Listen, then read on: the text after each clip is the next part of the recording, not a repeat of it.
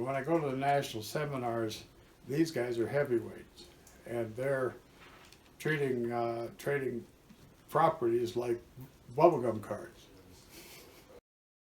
I am Kara Lipster. I'm the Executive Administrator for the National Council of Exchangors. We are a 501c6 trade organization that's made up of local brokers, real estate agents, and owners from around the country that get together to do equity marketing and creative real estate exchange. A lot of brokers, when they first see exchanging and see equity marketing, they have 100 questions and they're like, wait a minute, what?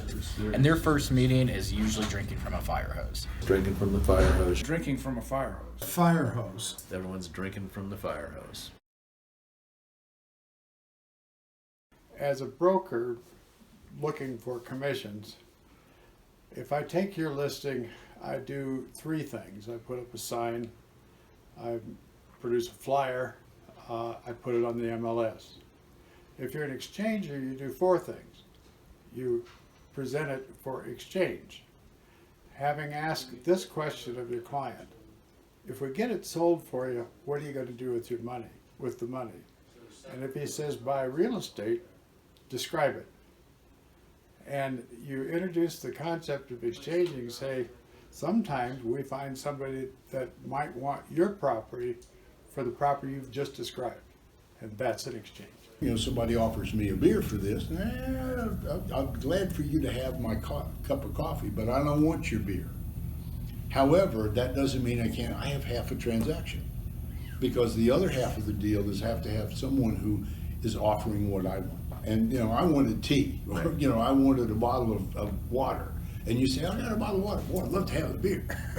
And now we have a deal. In our organization, with the National Council of Exchangors, we gather as real estate professionals from all over the country, and we have 30, 40 different states represented at our larger meetings. The general format is we've got an audience, you know, in whatever configuration they are.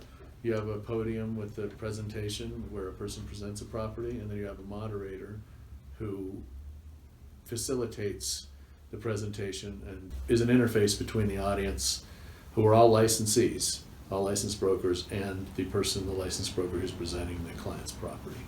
We've got the broker, he knows everything about the property. We've got the people out in the audience, and they're trying to figure out whether they're going to be interested in your deal. Moderator tries to get everybody interested. When I say moderate you, they ask questions, and the goal of the moderator is to get as much information out as possible.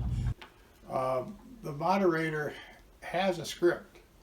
We go through a general formula of going through the property, the people, the problem or the opportunity, depending on how you look at it, and then the solution.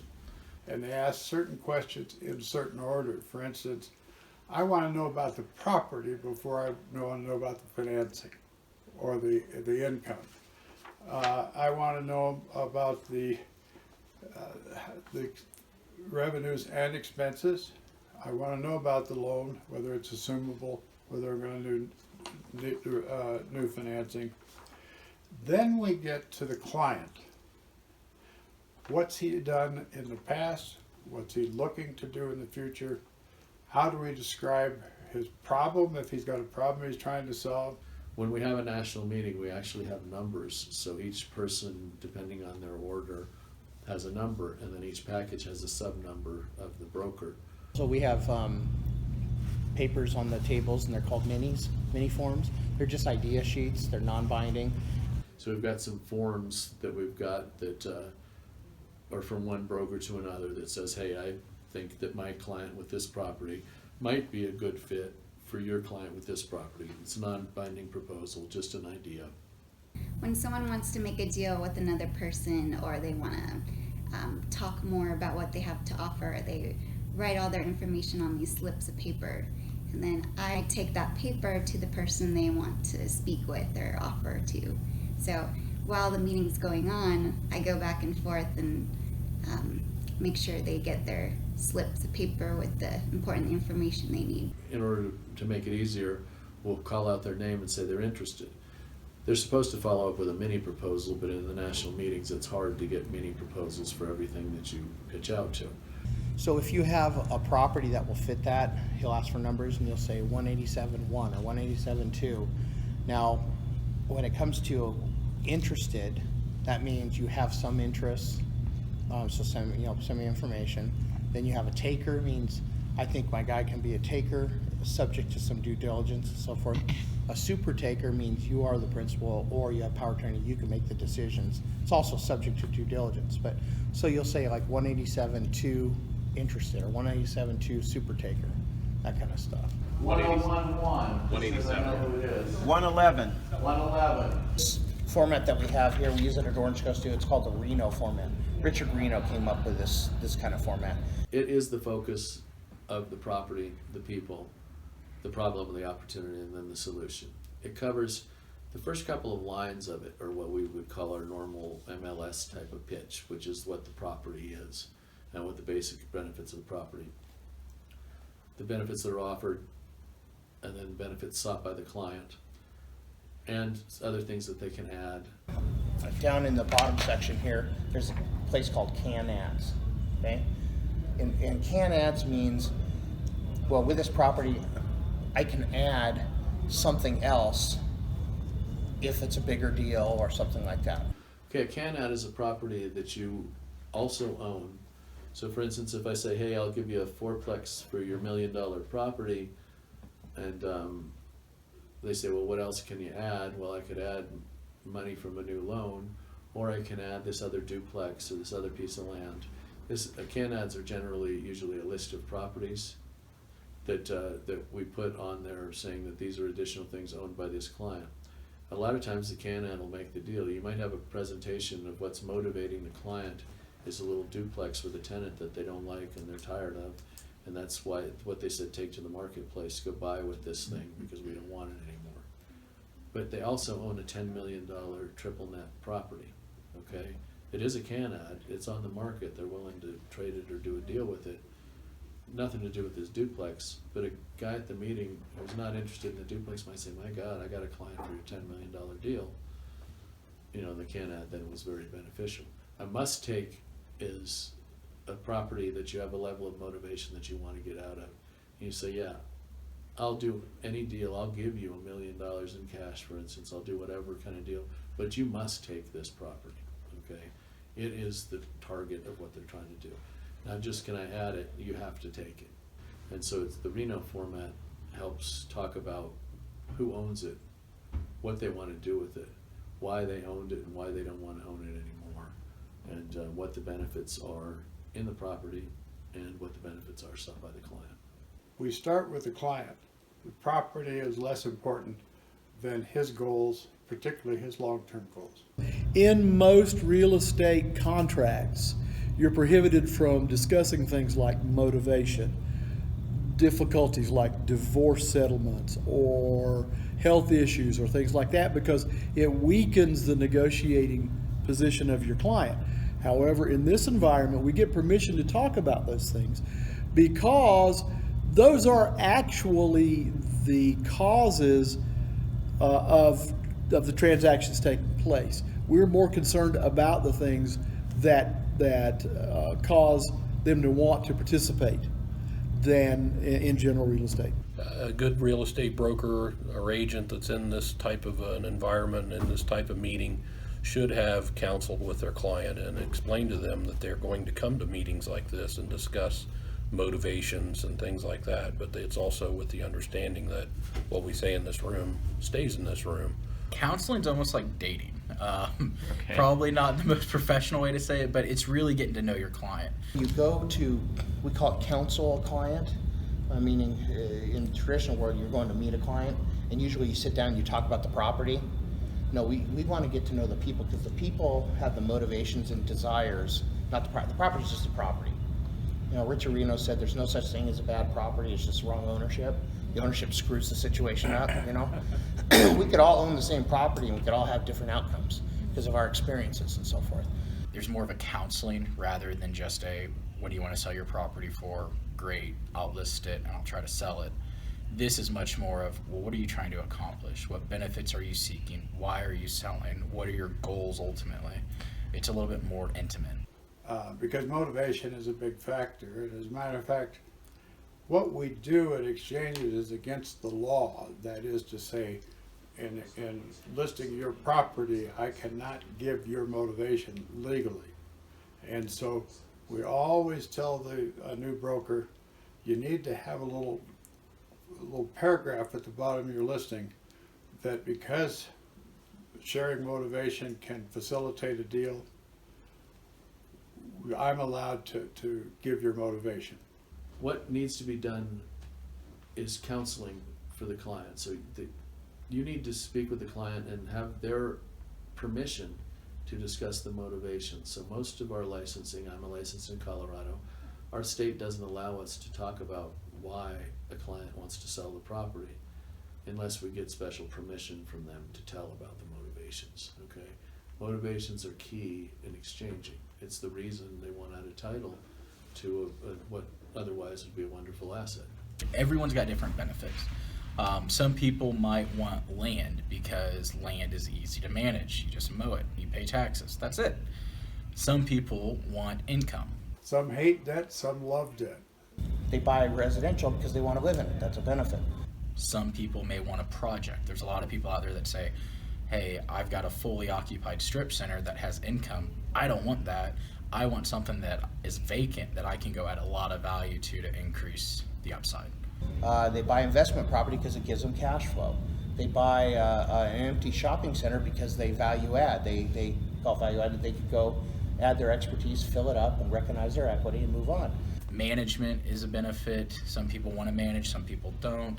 Some people want tenants, some people don't. Some people want big value add upside, some want development. It really depends. Geographical location can be a benefit. So focus on the benefits and try to identify the benefits of what your client's looking for. Sometimes we're surprised what our clients will do. They give a narrow perspective and all of a sudden they look at a bunch of what we call mini offers. And he'll say, I'll look at this one, I'll look at this one, I'll look at this one. And they broaden their perspective and we get to know them better. That's why this is so different, is because we automatically understand that you can't go out a title until you have a taker and a haver. And if you say the taker must have cash, you went and you limited your market. Value. Everybody thinks value is an appraisal or numbers. In my world, at least, value is the sum of all the benefits. And a lot of people think, well, cash is king, which I'm a finance guy and I would partially agree with it, but cash doesn't have any value unless you're spending it or you're buying something with it. So really what people want is something that they're going to be buying with that cash. So the benefits they seek from that cash, whether that's something really pretty to look at, something maintenance free, something to live in, something to operate and make money off of. They want cash flow, but really if you just put money in a bank, there's no benefit to it. To the layperson, it does seem a little complicated. It seems, well, why would you want to trade something when you can just sell it? A lot of people get confused to the difference between equity marketing and creative real estate and 1031 exchanges. A lot of times our name confuses people. Where they hear the National Counsel of Exchangors, most realtors immediately think 1031 exchanges, which what we do is so much more above and beyond. Well, you're going to hear the word strategy and formulas. Those two words are big in our industry, and what those are is when you're in escrow or in a deal and you hit a wall and there's a problem, you strategize. You sit down, you brainstorm, how can we overcome this? You come up with a strategy, right? Strategy is an idea of how to do this. You implement it, and once, if it works and you close successfully, it becomes a formula. It graduates into a proven formula. They refer to the way they make these deals happen as formulas, and they sell books on these formulas. You can go buy a formulas book written by somebody who was very knowledgeable in this business, and it might give you 50 ideas of how to do a transaction, buy, sell, whatever. There are thousands of formulas out there, so I could bore you for a while about them, but a pretty, I don't want to say basic one, but a pretty easy one to understand. It's called a discount sale buyback. So what that means is, for example, if someone owned a property that, let's say, was worth $1 million, but they need $100,000 in cash tomorrow because some life event happened and they need cash today. So what they could do is discount their property down to, let's say, $200,000 and sell it, even though it's worth $1 million, discount it down to $200,000, but get an option to buy it back at $250,000 or $300,000 within a certain amount of time. So that way it solves their need. It provides someone the opportunity to come in and basically almost give out a loan to them, but feel very secure since they're only paying $200,000 for a $1 million piece of property. So I have a friend, a client, a good friend, member in our organization that owns a for-profit school. Okay? And he needed to borrow money. He had a certain growth agenda that he wanted to implement, and he needed to borrow money. So he went to the private lenders. That was the resource that he wanted to utilize. And the private lenders said, yes, we're willing to lend you money, but we need first position real estate as collateral with no greater than a 50% loan to value. So this particular borrower did not have the real estate collateral.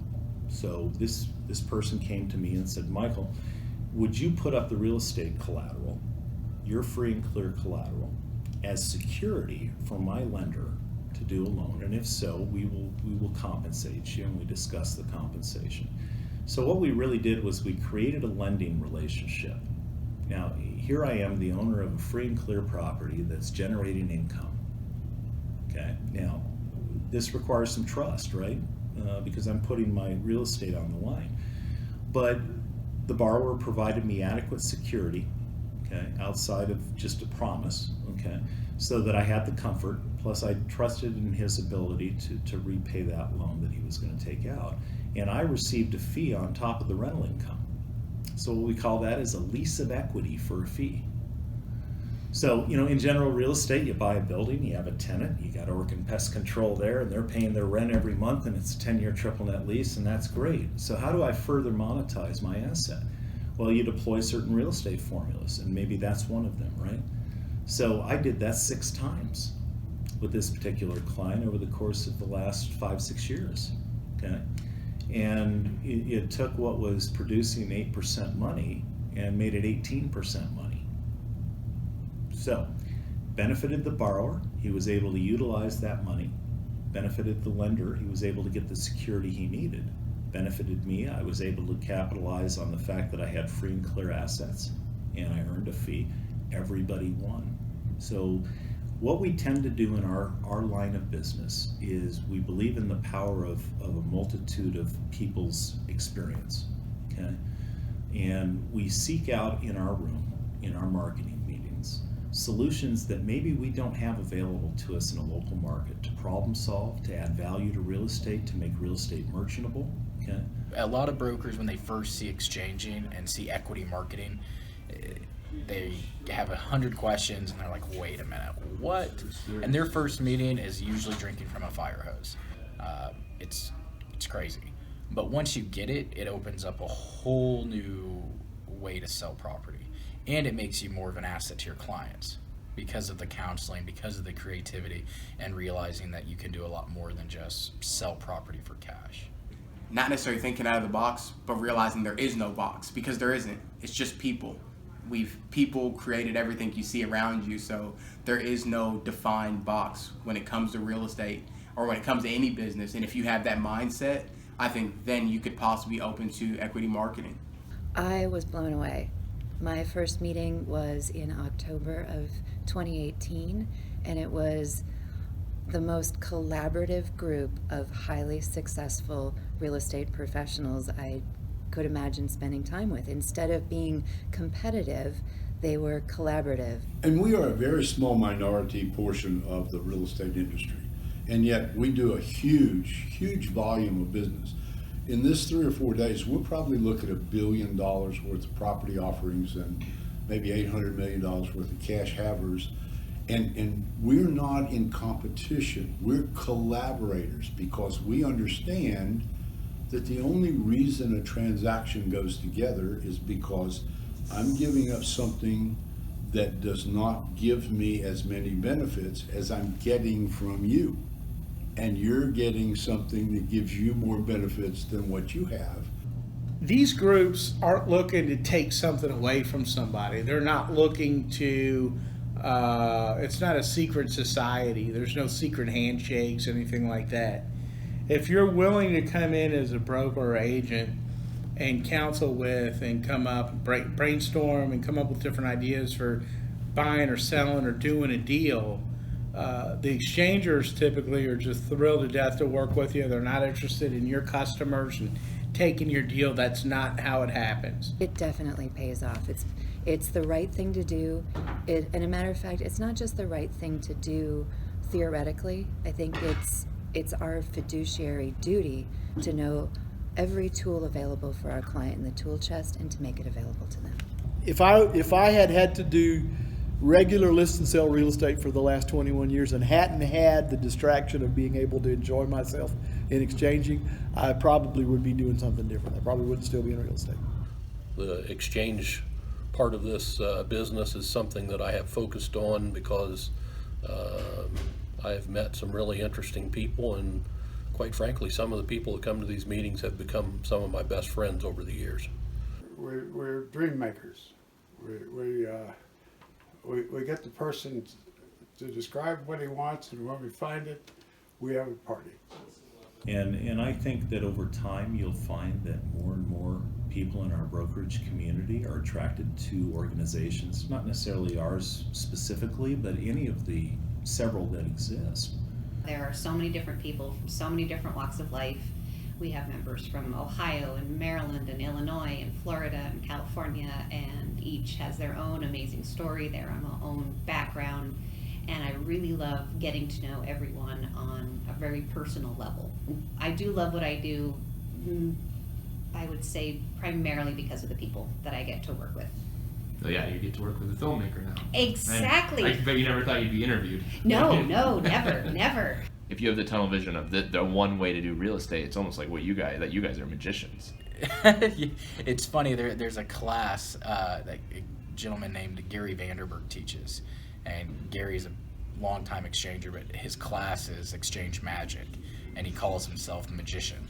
You learning all this stuff about exchanging stuff kind of made me realize how beautiful the capitalistic system is. There you go. You can, and that's something coming from a millennial, right?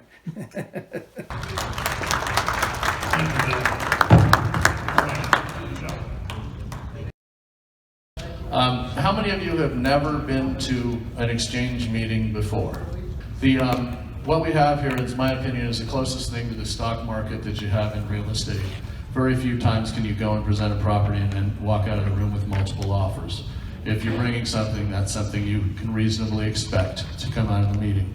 Okay, I just want everyone to understand. So there's a sort of standardized format that's been done for years, back from the Richard Reno days and the rest, and that is we go through and we do a formal presentation. We talk about the property. This is the way all of them go. The property, the people, the opportunity, and the solution. Opportunity and problem are synonyms in real estate. Okay, so it's property, people, problem, solution. Again, problem and opportunity are synonyms. So that's the format we go through. When we're done with all of that, people inquire, make some questions on the way. You ask the questions of the moderator, okay, who then asks the questions of the folks, and the moderator guides the whole presentation. At the end, we collect numbers. We say who's interested. You yell out your number. You say. You can say you're interested. What you want to do, if you're a taker, you want to be a taker with a property. So I've got 10 packages in there. If I like Dave's deal, I said, Dave, 1015. He knows when he goes, he can go through my packages and know which property I'm offering. If I just say 101, I'm just interested, not with a specific property, okay? If I say 101 with a specific number in the book, I'm a taker with that number. If I then say I'm a super taker, that, like Mike was covering this, that means it's me or a client that I can make a decision for. We'd like to go ahead and get a preliminary letter of intent or something together right now because we want it and before anybody else gets it. Okay, so if you see something you want that bad, don't be afraid to be a super taker. That generally puts you at the front of the line. All right? So first of all, say your name and your number. so Thomas can write them down. He's got this system here. See what he's got to do? He's working, okay? They're working the whole time to put this thing together. We end up with an unbelievably valuable document at the end, which is everyone's property and everyone who is interested in it. That is a mine of information for any one of you. There were 500 deals that'll be in that notebook if any of you have the guts to do them, all right? And having said that, we ready to start?